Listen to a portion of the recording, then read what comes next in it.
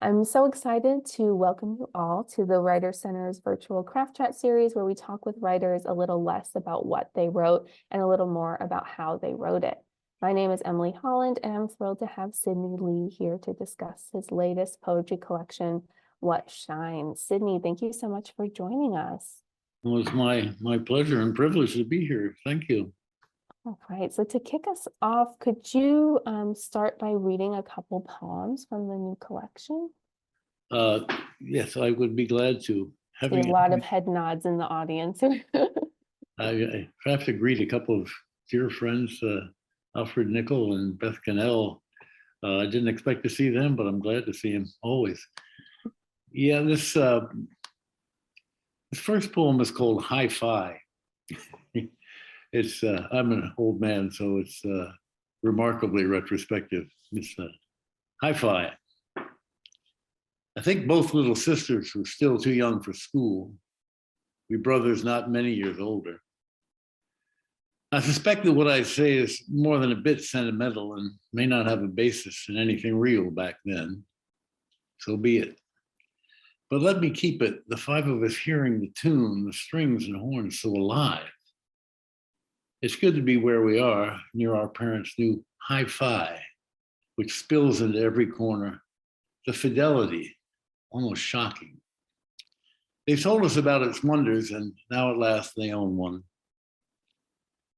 Having adjusted some knob, they stand stone still for a moment, as if in a sort of trance. Of course, they're both long gone, so of course they no longer dance, cheeks touching or anyhow, but as long as I say so, they do. Indeed, the song I hear now is precisely cheek to cheek. Now, why would it talk about swimming in a river or a creek? Or maybe it's actually fishing. Who cares? Strange bliss pours forth as long as the record keeps spinning. Sickness, regret, and death will all arrive in time, and rancor. I won't forget the rancor. This evening, however, we brothers and sisters watch, enchanted, 5 children together on the couch with the fancy lace, while our faithful parents glide in what looks like a fond embrace. And I can read the title poem. My childhood was privileged and complex, having to do with some addiction in the family. My mother specifically, but she did the best she could with what she could. This is called What Shines. Astonishing, this never-ending effort to have had a happy childhood. Why does it matter now? Why will yourself into all that forgetting? She may have been a good mother, or at least she tried. Or did she? Once again, you're the one who's trying. You contend you do remember moments that glow. You pictured her standing one day in the snow, her teeth in a chatter, no doubt. And yet she looks quite cheerful. Or she seemed to be trying, as you are. The teeth, at least, were one good feature, radiant to the end. You were poised at the top of a hill on a flexible flyer, red sled that shone, your Christmas present at 9. It may have brought you joy. You're trying to alter the downslope rush, to make it shiny too, to blot out the icicles of snot, the raw fingers, chilblains, pain. Your father was there, good man, you're quite sure, who's now no more than a specter, whose presence is no more advantageous than on that day. Or was it of some avail? You can't remember. You honestly can't remember. Perhaps you just don't want to. You're doing well. At least you're trying. With this, your obstinate bid to sweep off misfortune, to see if there's anything more than only sorrow. Well, there were certain instances. You say, I remember stones. You say, I saw a beach by moonlight. And did those pebbles glint like stars, as you insist? You yearn to be sure clouds never came to eclipse them. You keep on trying. There's that pervasive gleam along the shore. Then you take a step and suddenly there's nothing. And except when I've been requested against all my instincts to write a haiku for some publication or occasion, this may be the shortest poem I've ever written. It's called Until We Do. This morning, just after dawn, a fox crossed in front of our house. Against the snow, he looked perfect as Durer's paragon. I dream that I'll see him in mine forever. We don't speak of death. We don't until we do. The next one is called Scarlet Indigo, and it has a very terse inscription from Wordsworth's Immortality Ode, which reads, "Strength in what remains." By the pond, a maple reddens already in middle August. Impossible. It still should be summer. Falls upon us, most of the grandchildren back at their schools, moved up a year. And the nation, my great gloom blends with more everyday fears. 5 falls gone, my heart had a clot. And I'm all right now, but Steve, dearest friend, is buried. Cancer. A good deal to grieve. Much endures, it's true, and yet it's hard not to sense the shadow, as the old do. Here at the edge of our late shorn meadows, small baubles shine. 5 blackberries strung, more dark than just blue, on canes gone leafless. The berries should have vanished by now. Brush bends in a breeze that contains a slight chill. Though tiny and poor, it's sweet, the fruit. Even more so than when I found more. And finally, because as I think Alfred and Beth would assure you, I'm actually lots of fun in real life. I'll read a poem which is a little less dour and brooding. It's called Compensation, the Apple Picker. As ever, she steadied the paper with her left hand, the right one wielding a nub of charcoal. This time she worked on a sketch for what would become her painting of 11th hour apple pickers. No, later, too late. But she wanted November. Frost on grass, ghost white, fragile as silence, against which her figures would be stationed. The pillow of leaves below the tree, umber, gray. Subtle shades she rightly considered a challenge. Everything challenged her because, and she likely knew it, the brute fact was she painted poorly. And thus her grandchildren all believed it a marvel, after the sketch gave way to canvas and oils, that the picture proved brilliant, as if it were crossed by magic. It implied unseen things, for instance, crows, which showed nowhere in what she produced, but they could still be heard nearby and raucous outside the frame. And we caught the scent of windfall fruit, or rather I did, as I never told my siblings for fear of being taunted. All of us loved her and laughed at it too. We'd spy on her as she studied the easel on her sun porch, biting her lip, shaking her head, then dabbing again at the palette, lost in thought, no doubt. May our laughter be forgiven. We were ignorant, not callous. Like her, if only once in our lifetimes, may we be gifted with something that transports us beyond mere chronological measure, as she was by her one good painting, which compensated her for ongoing grief, losing a son to the flu epidemic, and then soon after a husband. The apple pickers seems to have been her stingy muse's gift, not just for her valor, but for her persistence, for simply putting in time. Thank you. Wonderful. Thank you so much. And I'm so appreciative of the poems that you chose, because I think they all connect in some way to some of the questions I had, which we'll get into momentarily, which is so great.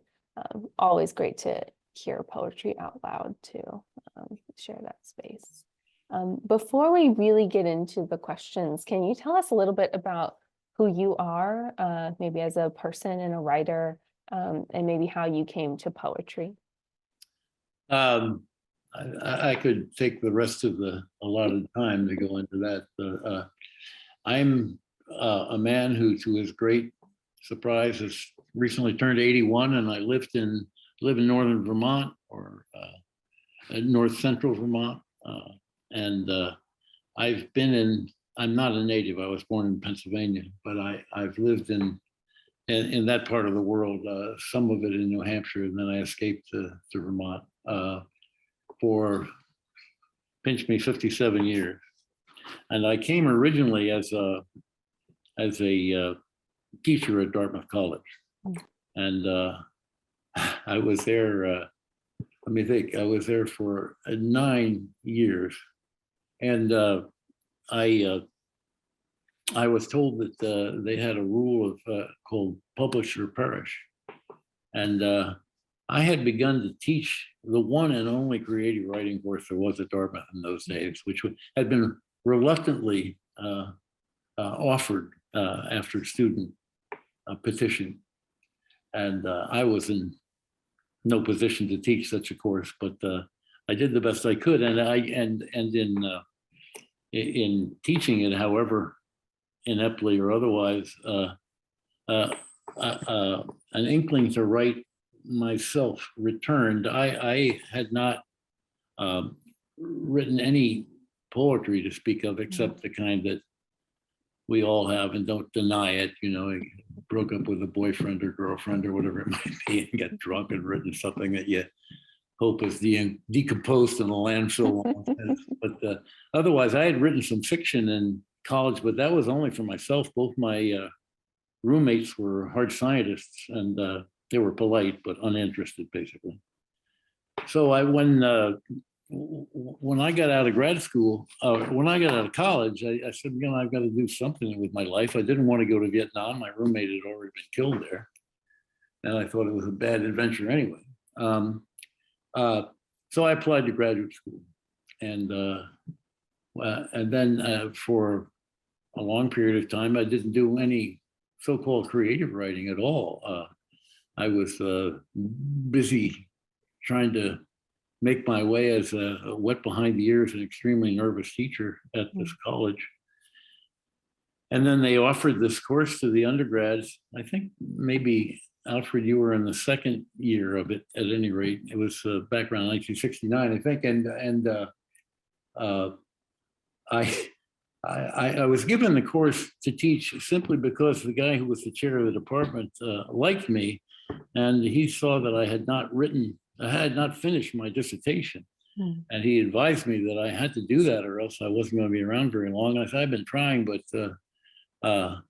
even I can't understand what I'm writing. There's a real albatross around my neck.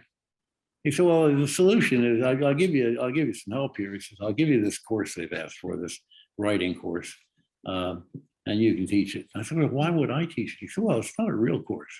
You know, you just go in and kind of pat them on the back, and you don't have to prepare anything. So you'll have extra time to finish your own project.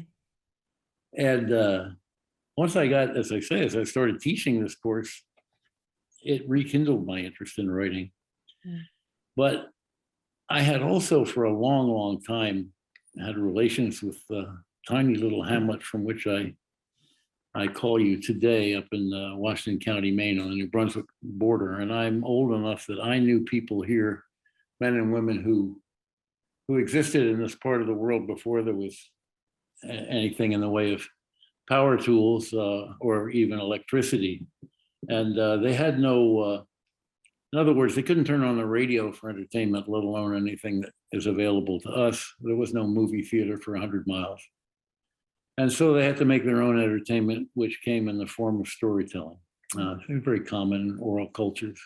And the stories became a kind of community property. They were retold by various tellers, and truth was not really the issue. It was delivery and invention and whatever, what have you. And those people were extremely important to me in a bunch of ways that I could get into, but won't.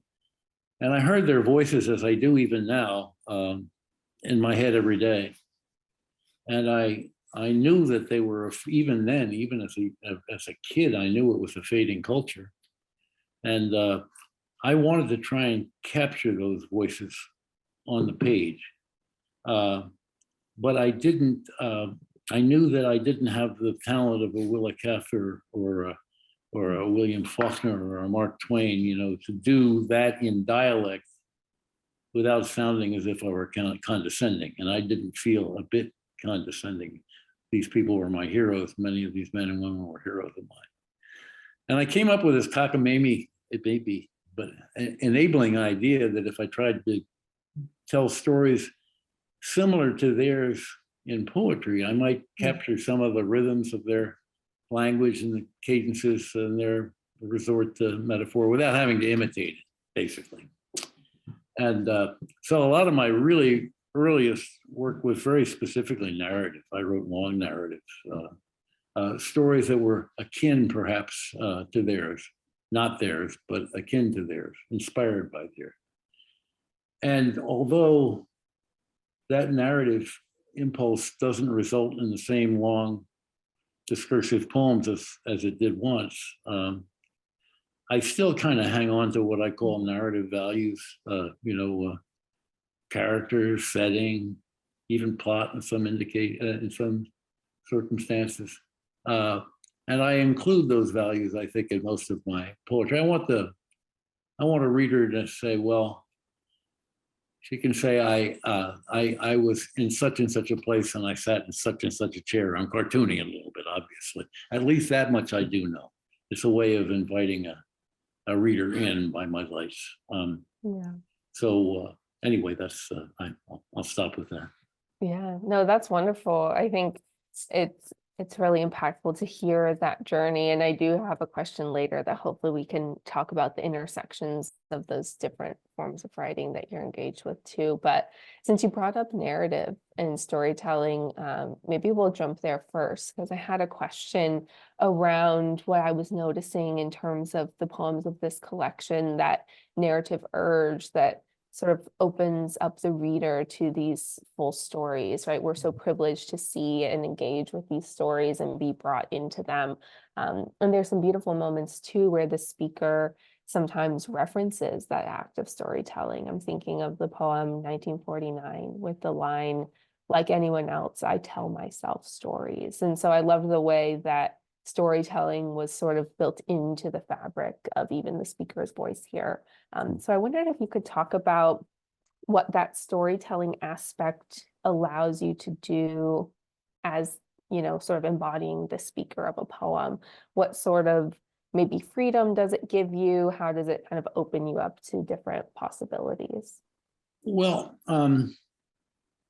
it seems to me that I mentioned this at least obliquely in answer to your first question.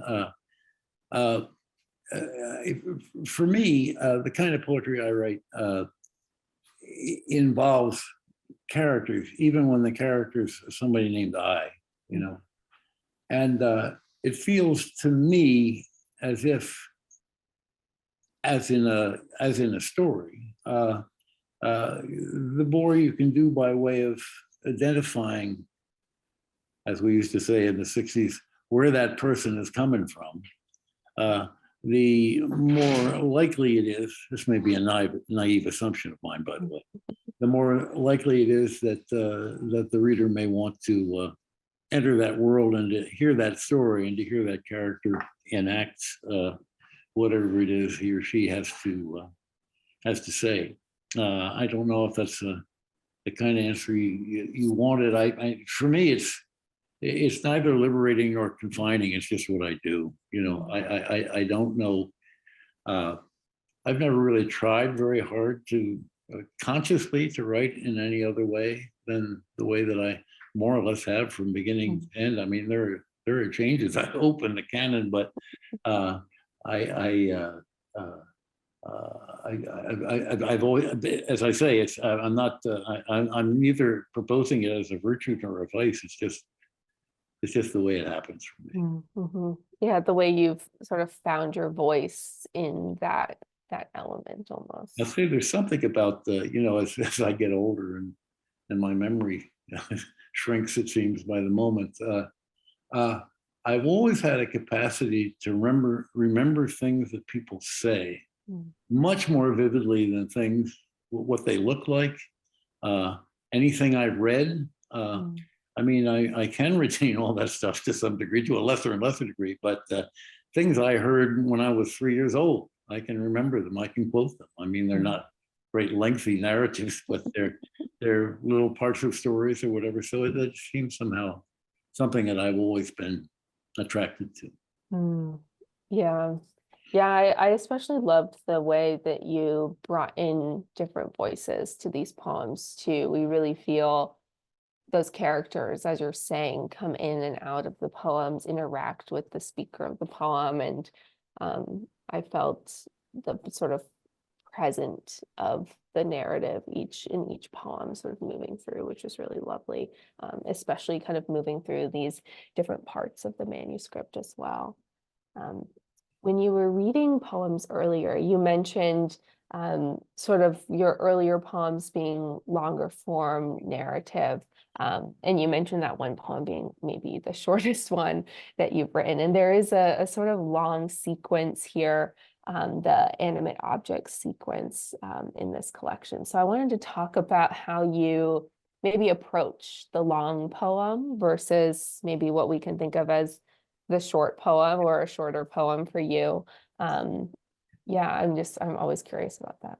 Well, that's the last section of the book, and it's a sequence. It's not an extended narrative, unlike a poem that's been anthologized a fair amount that I wrote earlier on called The Feud, which is a 15-page story to which I was bound, even though it was at least half fictitious.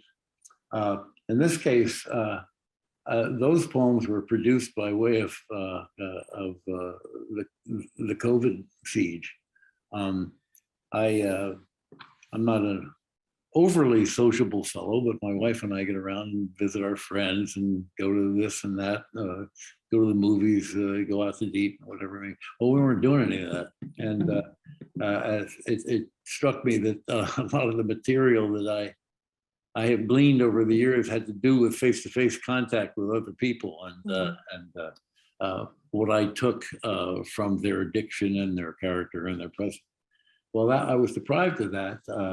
I had my wife, and thank God I'm crazy about her after 43 years. I can't just imagine what things were like for people in contentious marriages, but she has her own world, very busy intellectual world, and it's different from mine.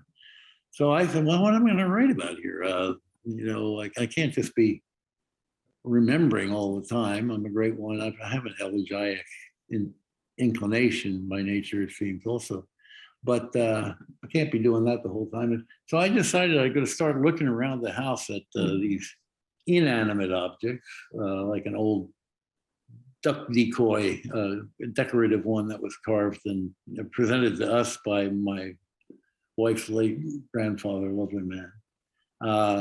And a faulty burner on the stove. That's not really an object that I can see.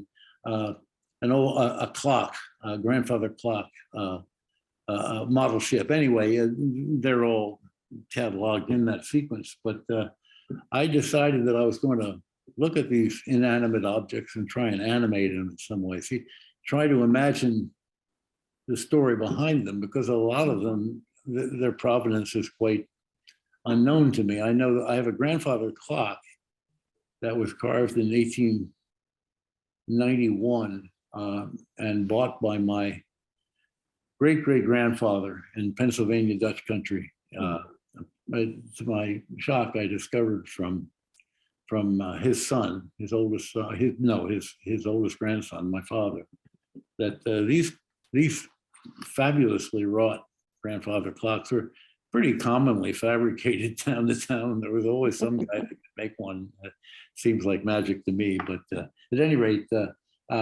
So I knew a little of the story of that one, but there was a, this the model ship I had in mind had belonged to my late mother-in-law, and it was made completely of cattle horn.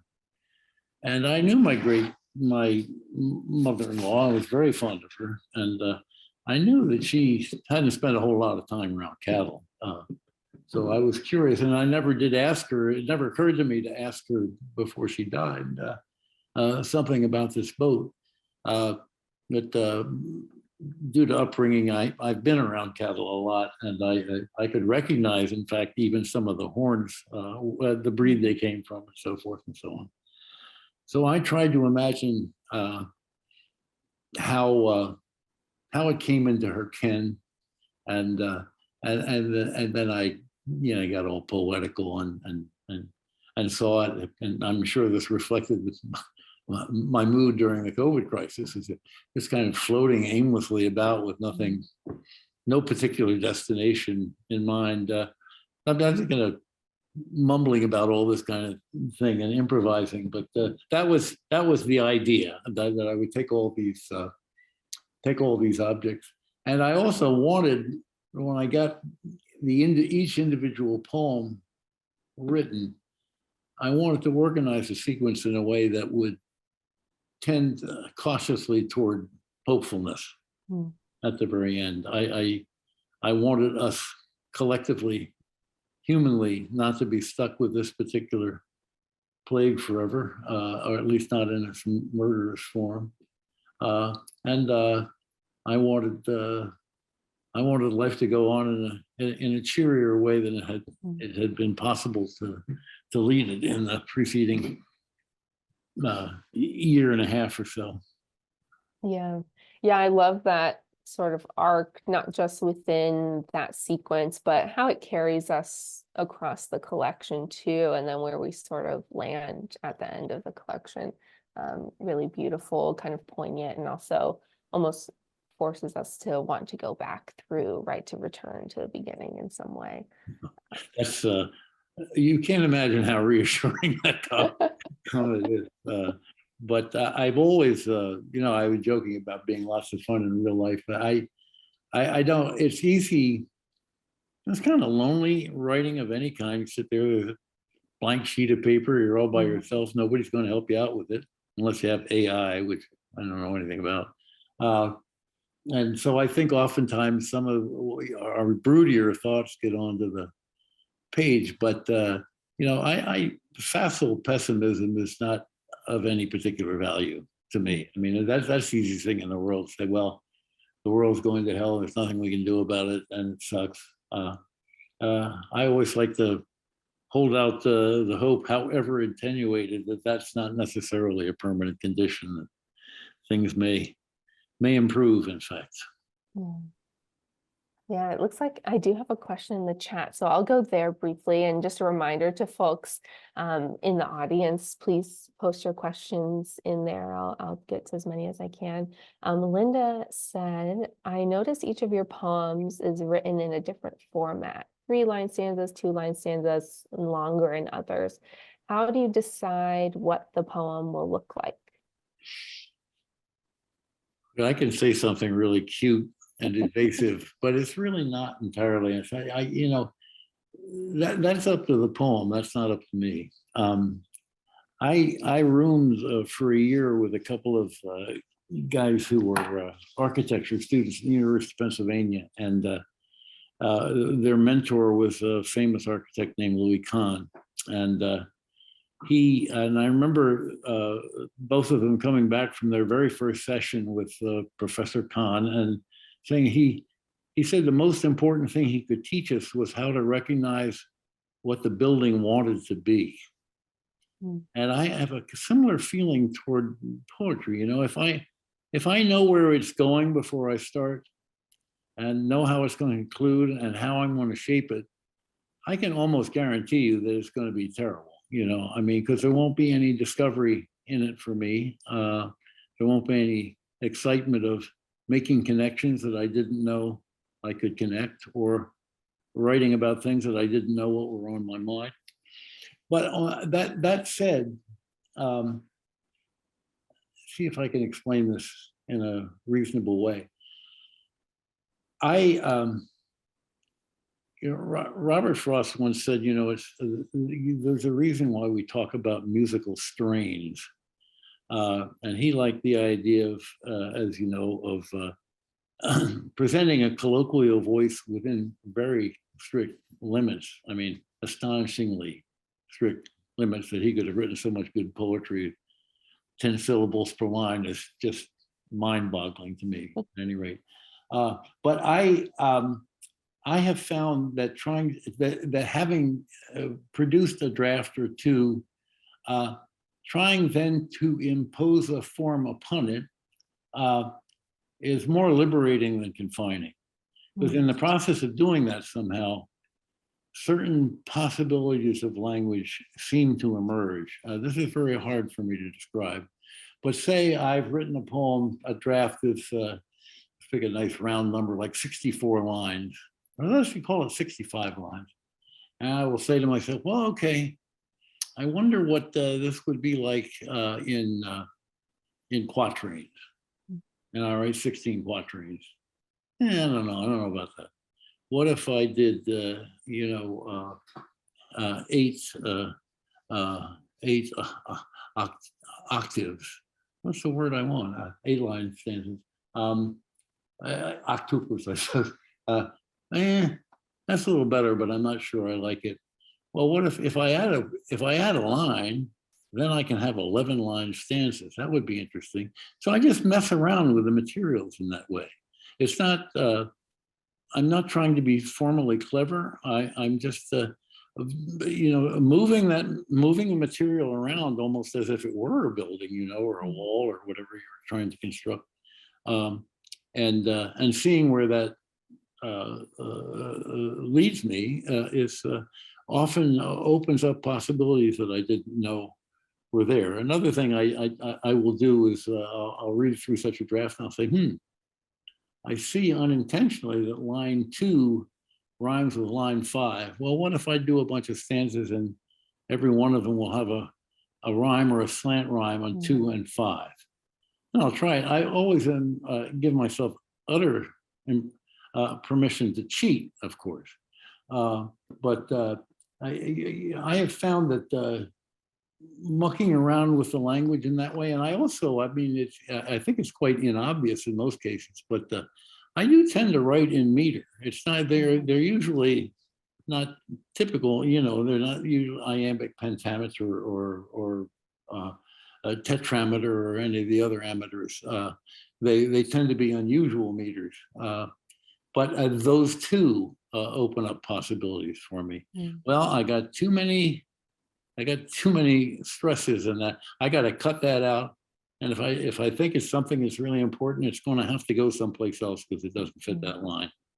And that gets me lost in fiddling around with as I say, it's like finger painting. I don't know where it's going to go, but that's in fact, if I was about to say that is a pleasure of writing poetry.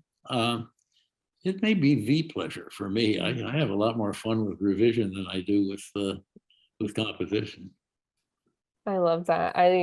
It's encouraging to hear that sort of embracing of revision, because I think a lot of times, we encounter poems in their finished form, right? So when we see a book, we don't see all of those different kind of trials or that play on the page.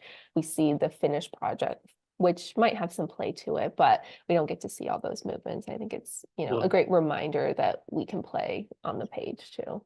I have a sense that I'm among poets, and all of them know that every so often you get a freebie, but you don't get it every time.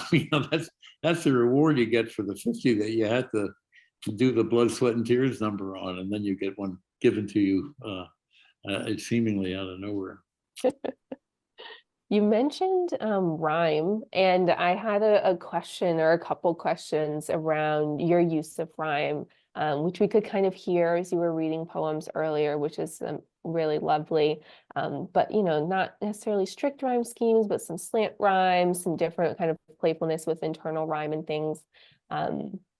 How do you sort of engage with rhyme and maybe the soundscape of your poems as you're writing? Does that always come in revision, or is that sort of something you're attuned to? Yes, it almost inevitably comes in revision, and you're right that often it's not a scheme, maybe it's a scam, but it comes quite serendipitously. You know, as I say, you know, I've done this first draft, and gee, 2 and 5 rhyme or slant rhyme.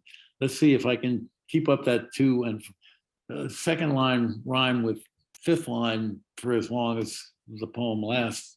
And if it's not doing me any good, I'll look for something else. But again, that's a way, as I say, not worrying.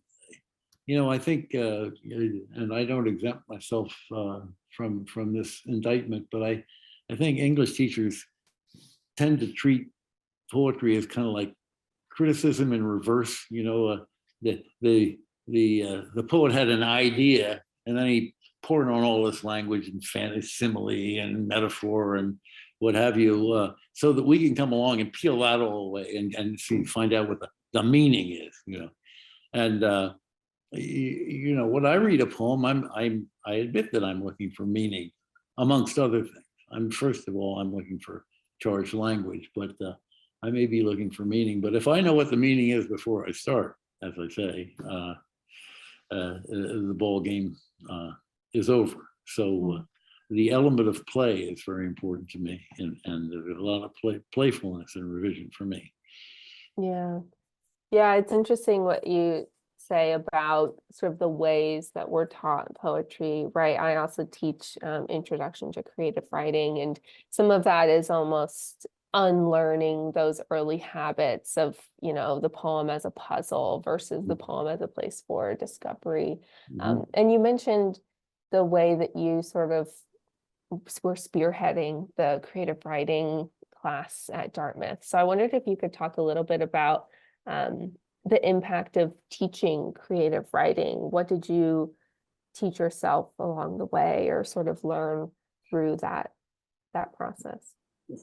Well, this sounds sentimental and even cliched, but it's true that I felt that I learned certainly as much from them as they ever learned from me. I liked to think of the classroom as the creative writing classroom as a kind of an open, ongoing conversation that we would keep going throughout the semester, using our own materials as grounds for that kind of conversation, and talk about, you know, that would include talk about craft, talk about intention, talk about narrative versus non-narrative, et cetera, et cetera. But the biggest debt that I have, you know, I walked into this class, I was an absolute nervous wreck. I thought, what am I going to do? I had read the material, they had handed in some material ahead of time for discussion, and it was, of course, uneven in quality. But I just fell in love with all those students overnight. You know, they were trying to do this hard thing, trying to get things that meant a lot to them onto the page, and I knew myself that would be a very difficult process. And I think I learned to forgive myself for the problems that I faced as I observed the same problems in fellow beginning writers, you know. So I mean, the biggest debt was that they rekindled my interest in writing. I don't know if I had gone on and pursued a more academic route. I don't know. It's impossible to say if I would have gone back to writing or not. I don't know. I know that when it came time for the tenure decision at Dartmouth, that chairman who liked me was no longer the chair, and the one who clearly didn't like me was. And he came in and he said, you know, we have this saying around here, publish or perish, and you're behind the 8 ball there. So there's very little chance of tenure for you unless you can do something about it. And I said, well, I have a book of poems under contract. And just as the former chairman had said, it's not a real course, This guy said, well, that's not a real publication. I mean, things have changed immensely there now, to be sure. So I decided I would go back to that dissertation, because in those days, all you had to do was take a couple of essays and get them published somewhere that nobody would see, but was allegedly prominent. And that would have satisfied the publisher perish imperative. And I opened up that thing and I looked at it, and I remembered the agony and the confusion and the frustration and the fury that I felt as I was doing that project. And I said out loud in the reference room in Baker Library, presided over by a woman, a very stern woman, whose name was not invented by Charles Dickens or by me, whose name was Miss Wormwood. I went into there and I opened this thing up, and it was only she and I in the room. And I said, this is not what I want to do for the rest of my life. It just isn't. Shh, said Miss Wormwood, I'll never forget it. But so I decided that I would let the chips fall where they might. I would keep on writing poetry, and I did, and I did not get tenure, but then I was almost immediately hired up at Middlebury College, and they had a more of a tradition of author professors. So I fit in better there anyway. Yeah, it all works out, right? Yeah, well, it does if you're lucky. Yeah. I see a question in the chat from Beth. And she asked, did editing a literary journal shape your attitudes towards poems? Great question.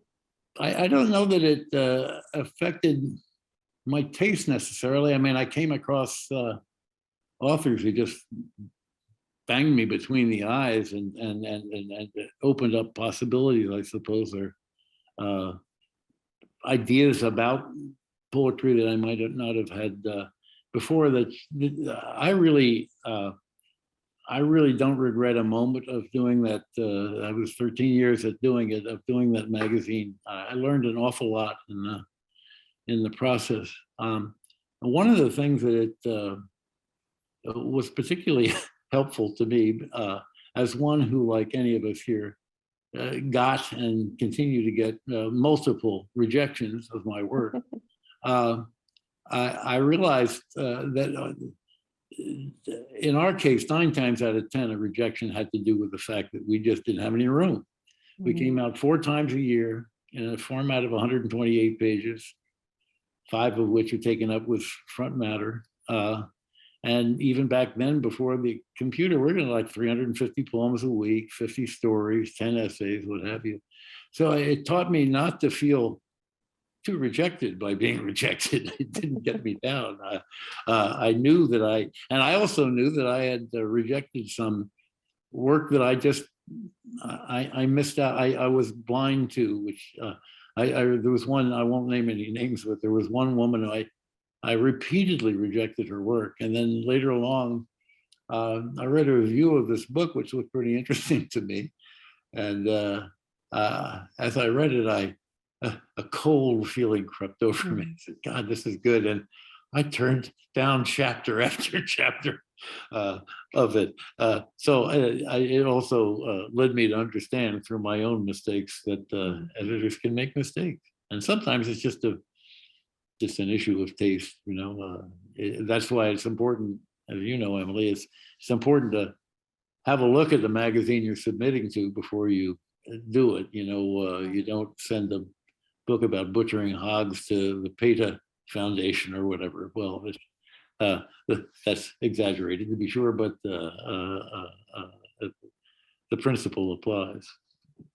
Yeah, I think that reminder about rejection is so key, right? And you mentioned earlier the way that, you know, a lot of times it's just sort of us and our poems, and then we're sending them out, we're sending our work out, and we're maybe getting rejection after rejection as happens to all of us. And working on the other side of a literary journal, you start to realize, oh, we have to reject the good poems too, or maybe we've accepted a poem that's doing a similar thing, so we don't have space for 2. You know, there's so many things you just can't control. And so now receiving those rejections, it's like, oh, okay, I don't know exactly what went on back there, but there's still is not as much of a value judgment on your work necessarily.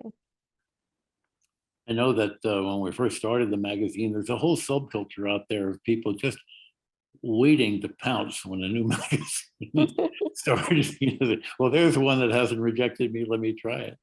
And I could recite a few by heart, a few entries that we got that well made for some amusement during the drudgery. You know, as we continued, the quality of the work that was submitted was better, which meant harder work. I mean, you had to really read carefully. I mean, this fellow that I was just thinking of, who styled himself Pope Claudius II of the something church, he's Thunder Bay, Ontario, the former Reverend F.G. Claude Amel, and his poems about how the Beatles were corrupting his daughters were not top flight. They were easily dispensed with, but as time went by, the quality went up, and you had to really, you realize that this was a serious person. You wanted to treat her or him in a serious fashion. Yeah.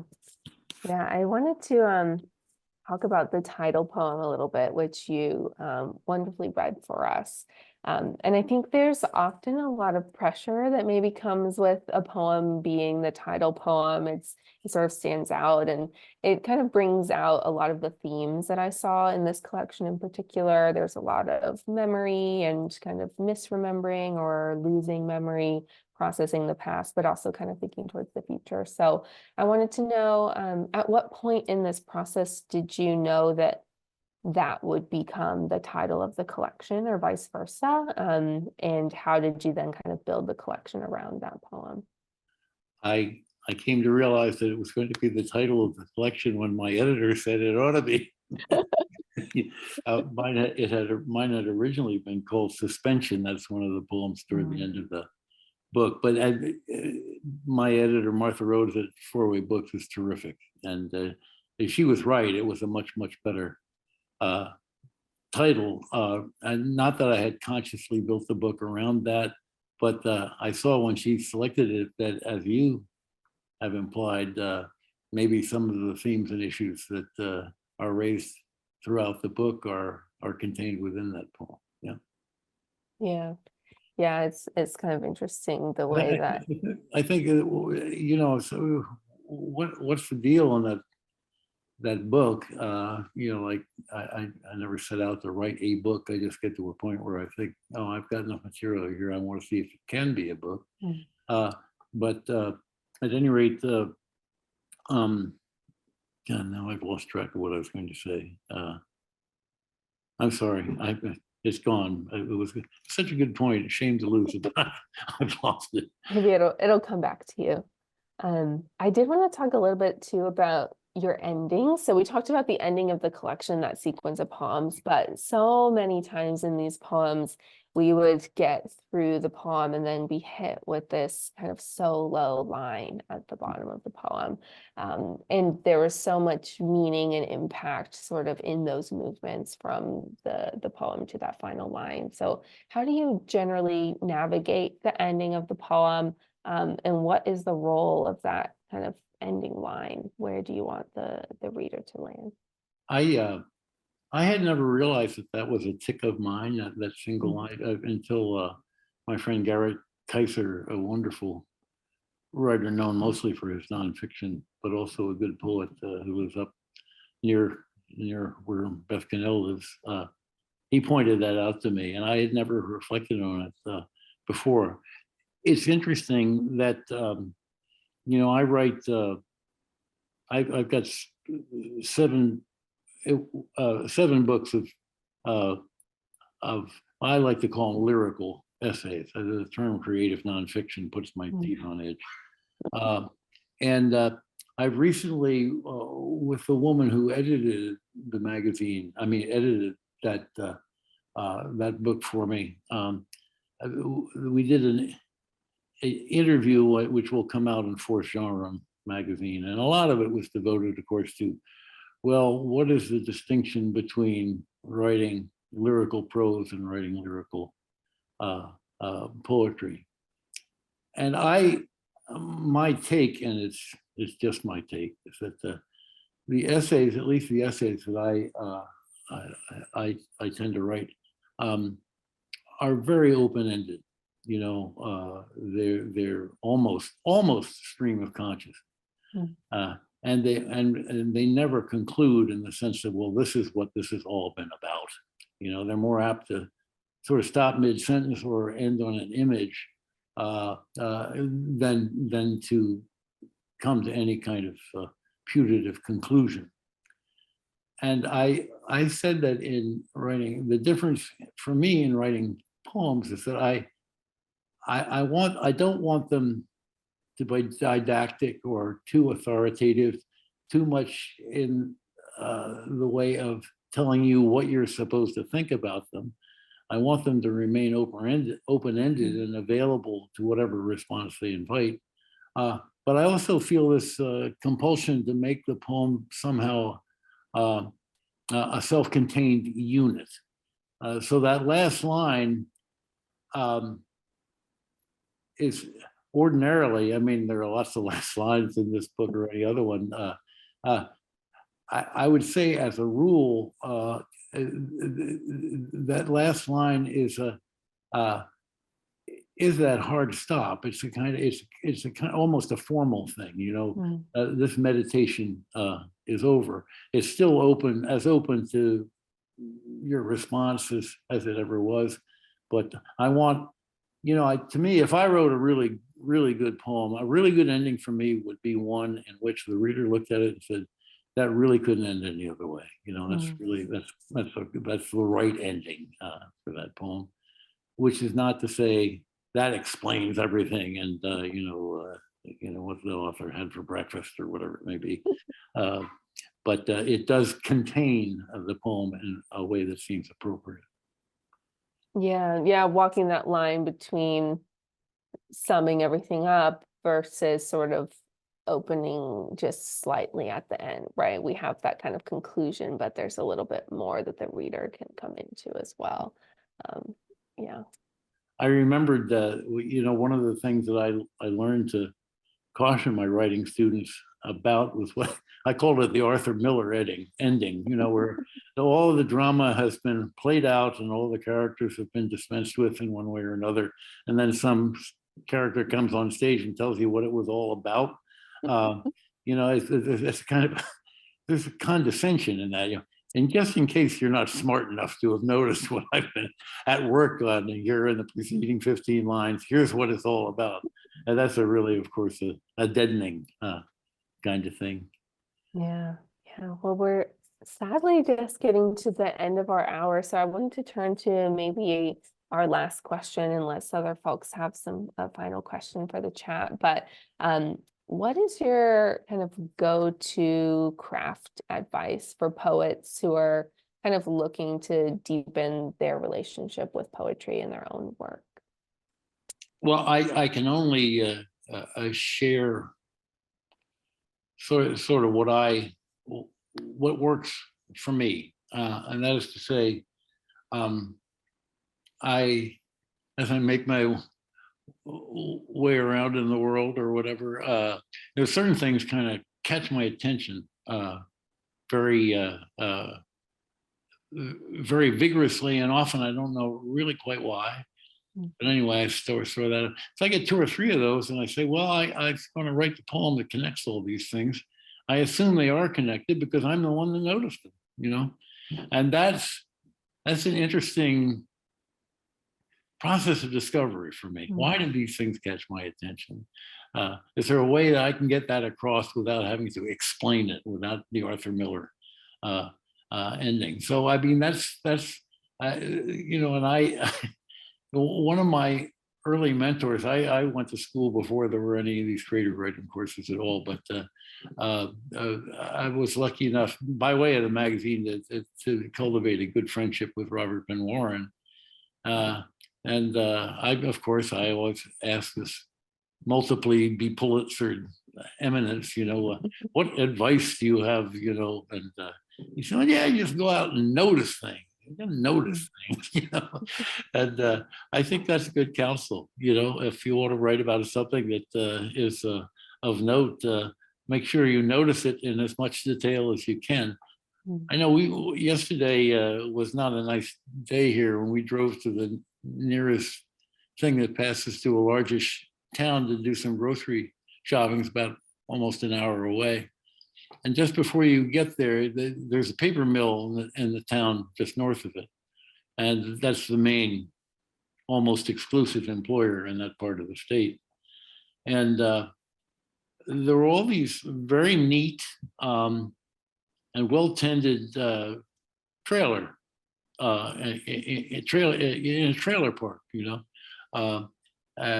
and there are obviously people who live there now are people not of great means, but these were clearly commodious enough, for someone to live in. And I don't know, for some reason I said, there's at least one living person in each one of those little units.